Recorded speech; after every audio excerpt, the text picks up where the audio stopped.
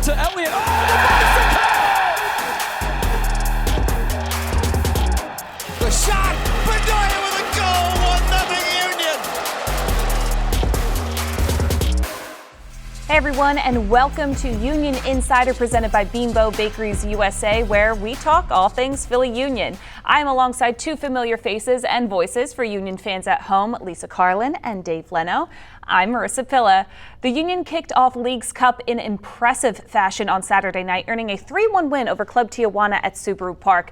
The Union created a plethora of chances in this one. Philly had 17 shots on goal, while Tijuana had just 14 total shots. Scoring came courtesy of a Julian Carranza brace and, surprise, surprise, a Daniel Gazdag PK. So this is a new tournament for everyone, for players, coaches, broadcasters alike. How did this first match shape your first impression of Leagues Cup? I like Leagues Cup, honestly. I really do, because it's a pause in MLS regular season. It's a pause in Liga MX.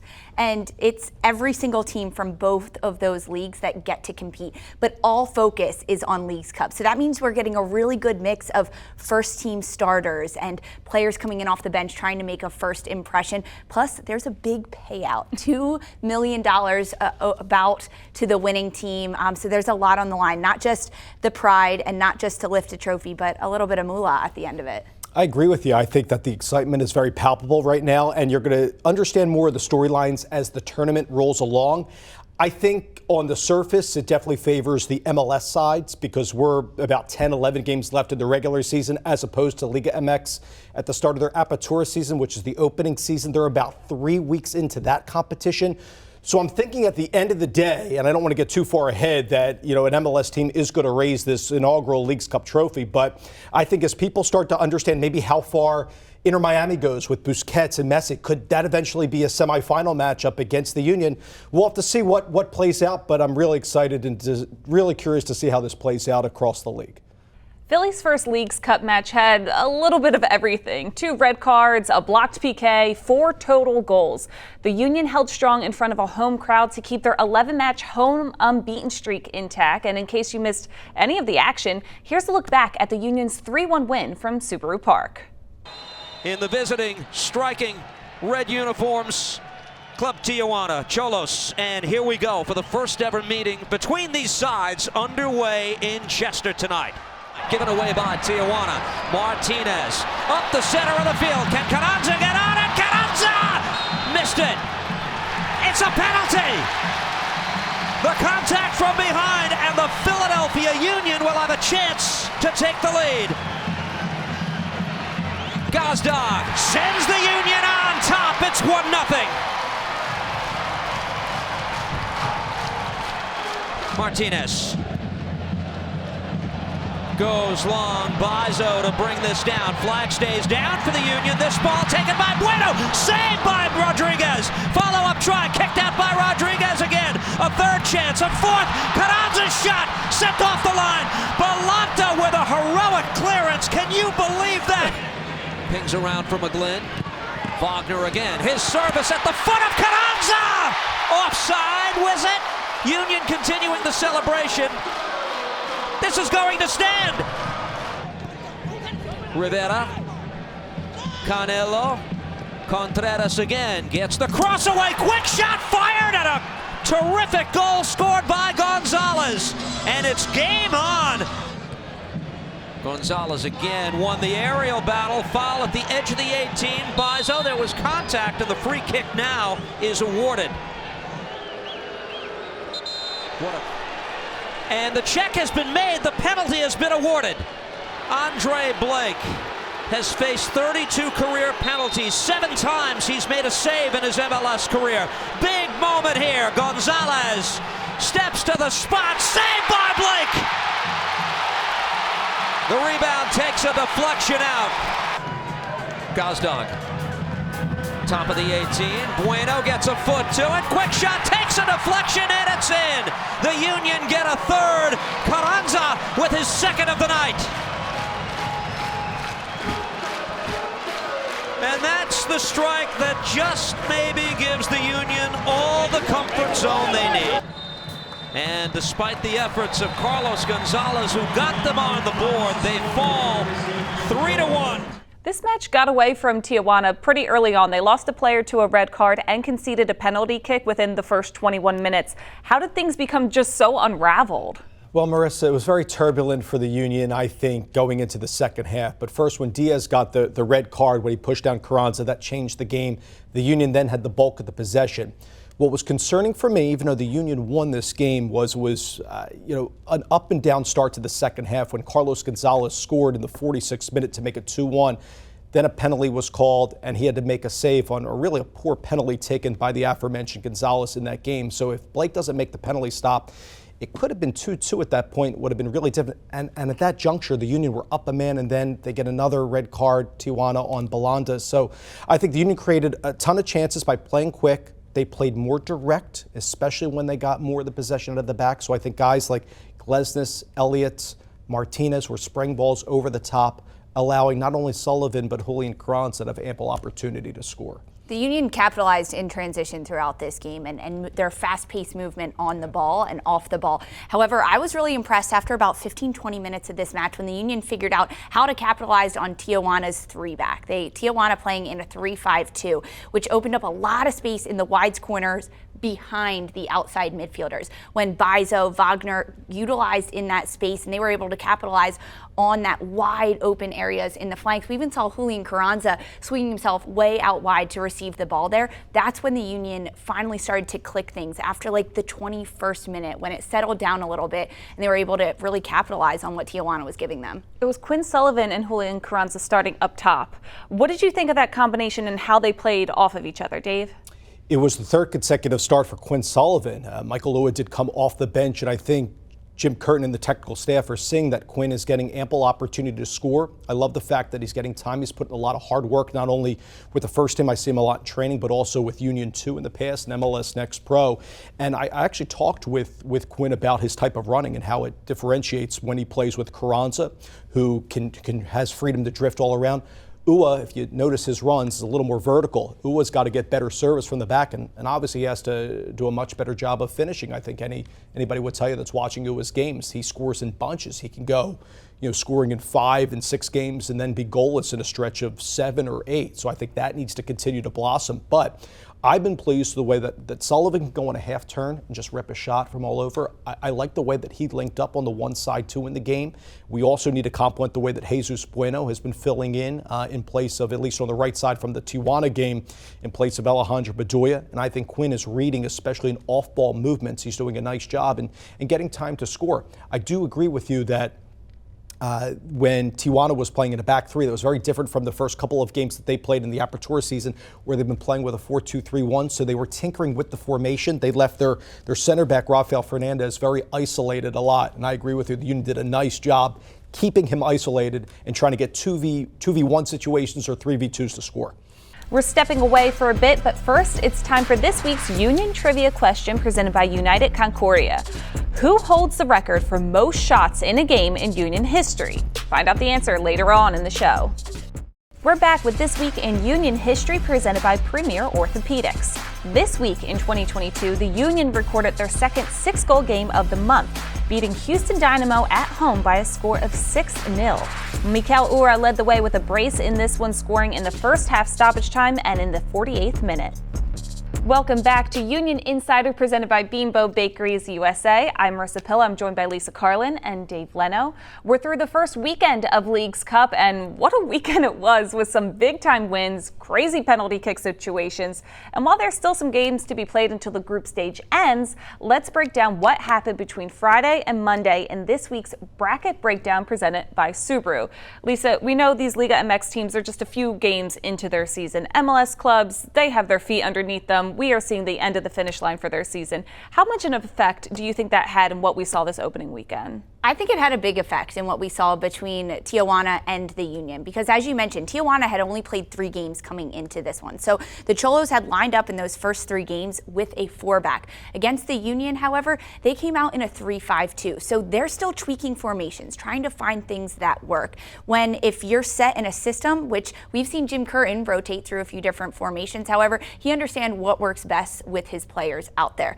Remember, the Union are also chasing what was a Champions League run, what was an MLS Cup run last year, and they are searching so hungry for a trophy at this point. So they've got a little chip on their shoulder throughout this Leagues Cup. Yeah, and don't forget the Union have played over 30 games, and you mentioned the opposition. Tijuana, the first the group stage game in East 1, only played a pallid 3. And if you go back to the first game in the group stage across this Leagues Cup in the first round, you'll find that 6 games went to penalties.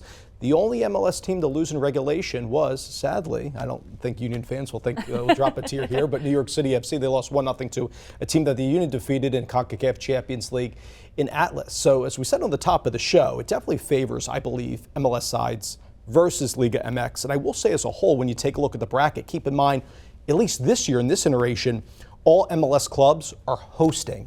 Liga MX sides, all the Mexican teams, have to be on the road, and for those that go deeper in the tournament, they're away from home for considerable time. Tijuana traveling 3,000 miles to play at Subaru Park, and the Union are built for this. In the offseason, Jim Curtin making acquisitions to have depth, to have variety of players so that the players can have load management heading into multi-game weeks. As we continue our conversation on Leagues Cup, let's bring back a segment we know and love here on Union Insider called Onside Offside, presented by Green Mountain Energy. I pose a statement to Lisa and Dave. They have to determine whether they think it's onside or offside. And onside means you agree, offside means you disagree. Lisa is hyper competitive, and I've had to explain to her, you cannot win or lose this game. It's just for fun, We'll Lisa. see. No cheating, Dave. All right, easy. Dave, I'm so sorry. Okay, statement number 1. Mikel Ua coming off the bench will be a net positive for the Union in the long run. Onside, agree. Offside, disagree. All right, Lisa, you go first. You agree? I agree. Onside. Okay. I mean, I don't think he should get the start. And so that's why I'm going to go with onside of this one. I think Quinn Sullivan and Julian Carranza up top getting the start for this Union side has been positive for them and what they can do. They really complement each other in their off-ball movement and their runs up inside the attacking area of the field. Dave, you disagree? I do. Lisa, respectfully, I think Union fans would love to see Ua not only start, but score more. This is the guy, this is our highest paid player on the club. So I expect him, when he finds that proper footing, I would think that, I would love to see it at the start of games versus coming in off the bench. He's that guy that really was brought in here to be that goal scorer that's missed, especially for a team that really doesn't have a ton of depth. Unlike last year where we saw Corey Burke shine, Ua doesn't play the same way Corey Burke did. You need Ua to start games. We need to get balls in behind, get him to run, take on a defender 1v1 and score. I think the team looks for him to start. I know it's been topsy-turvy for him, but I'm thinking that much better second half of the Leagues Cup and to the end of the regular season for Michael. All right, we'll see, I guess, later in the season who wins. Lisa, you can get yourself points that way. All right, number 2, Jesus Bueno should stay in the starting lineup even when they are back to full health. Onside agree, offside disagree. All right. Both disagree. Okay, Dave, you go first. Explain why. Well, that spot is for Alejandro Bedoya when he comes back off of injury from the quad. That's Ollie's position. I love what Jesus brings. Was magnificent on that third goal to Carranza inside the box on that give-and-go play. Jesus brings a ton of quality. I think he's more of a technical player than some of the other players out of the midfield for the Union. But for Bedoya, he's a guy that has that partnership on the right-hand side when Olivier Baizo is clicking. I know Olivier had a little bit of a shaky second half start, then he got subbed out for Nate Harriel. But I think that when Bedoya comes back healthy, that will be his spot. Jesus is a guy that, for me, 65th minute and on, helped close out a game for the Union out of the midfield. Yeah, I agree. Alejandro Bedoya is the captain of this squad, and he's one that really commands the respect and the leadership when he's on the pitch with this Union side. And you're exactly right. Jesus Bueno, he is a game changer, and when he does come in off the bench, he completes passes, he can break lines with his offensive movement, but that's kind of the level up that Jim Curran has when he brings on Bueno. Union Insider returns after the break, but first, here's a look at what the Union have been up to in the community, including the 4th annual Battle of the Branches 5v5 soccer tournament held on the Battleship, New Jersey, presented by Boeing.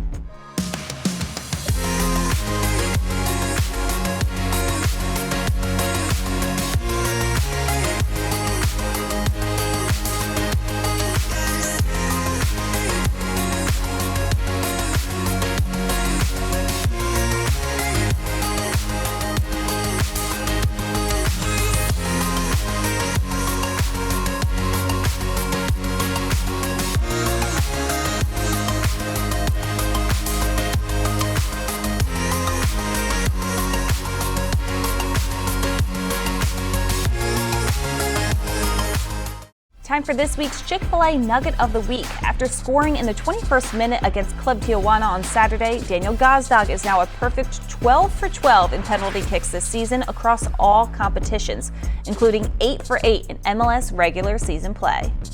Welcome back to Union Insider presented by Bimbo Bakeries USA. I'm Marisa Pilla, and as the Union continue League Cup play, it's time for these two over here to hand over their keys for the rest of League's Cup in this week's Keys to the Game presented by Subaru. Dave, you are up first. Your key, my friend.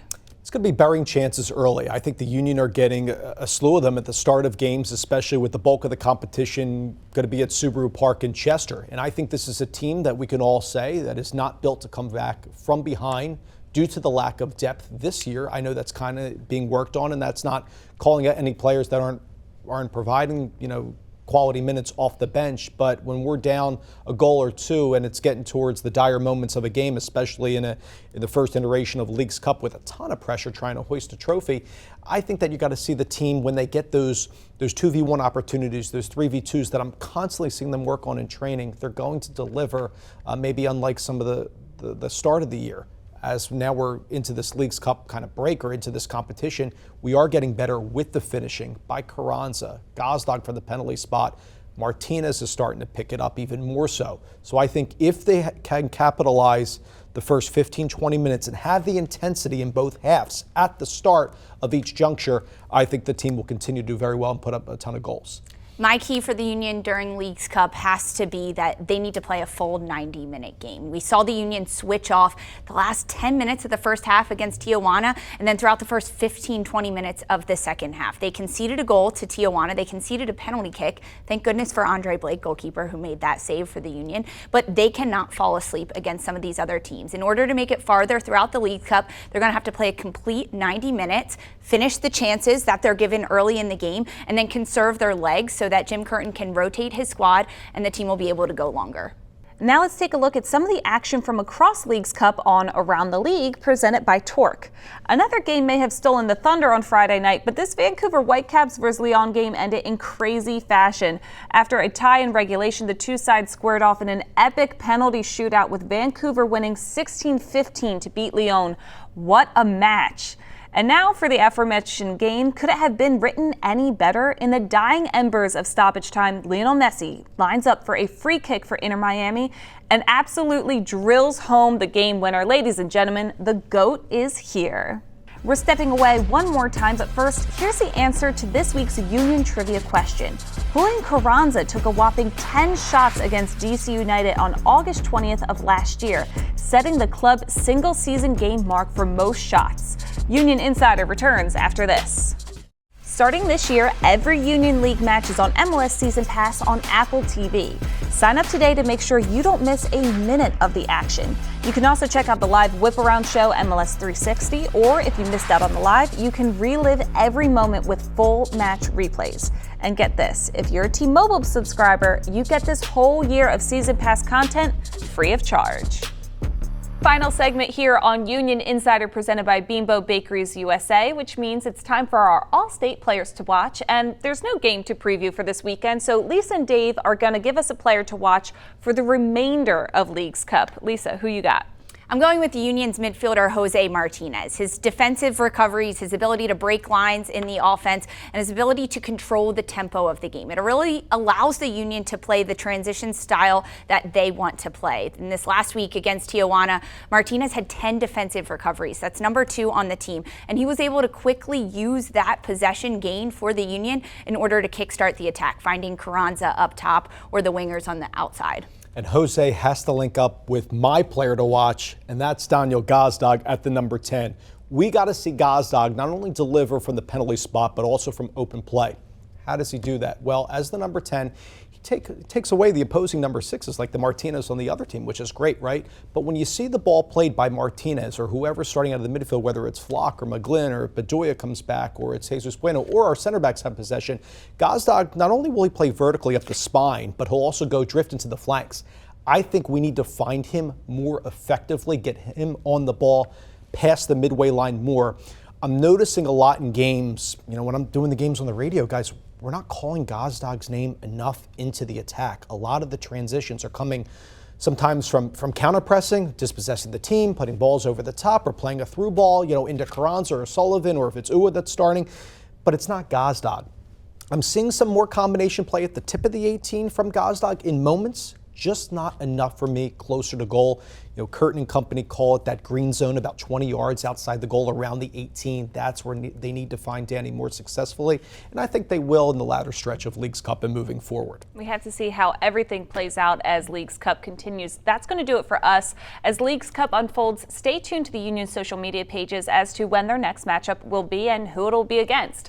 We're off next week. Don't be too upset, but we will be back August 10th to discuss all things Leagues Cup and the boys in blue. For Lisa, Dave, and our entire crew, I'm Marisa Pilla. Have a great weekend, and thanks again for watching.